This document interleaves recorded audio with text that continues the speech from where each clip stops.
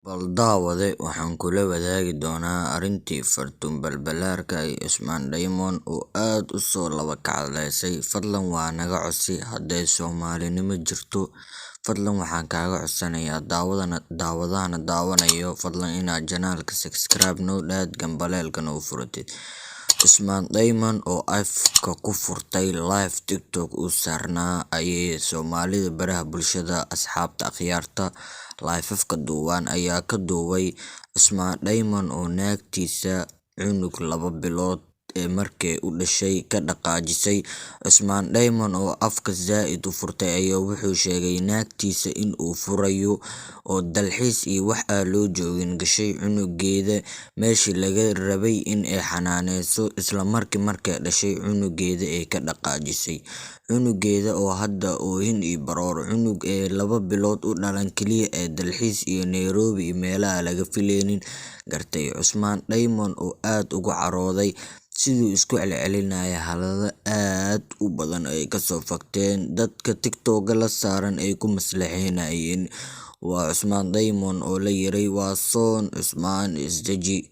Cusmaan laakiin oo dhag jalaq u dhigin waxaas naag maan ayuu yiri cunugii oo 2 bilood dhalan ayay ka dhaqaajisay ayay dalxiis iyo wax ayaa loo joogin ayay gashay.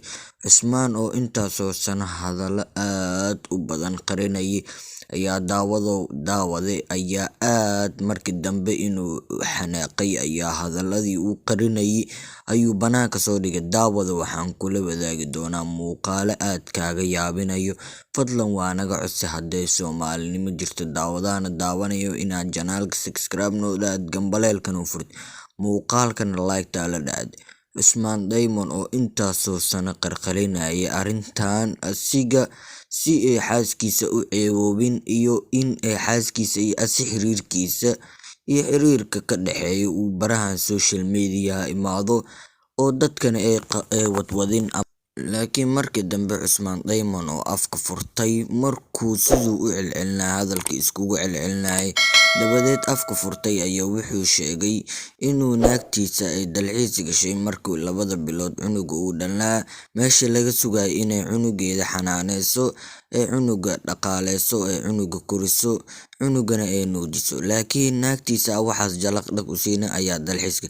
Daawada muuqaal aad kaaga yaabinaya ayaan kula wadaagi doonaa. Soo dhawow.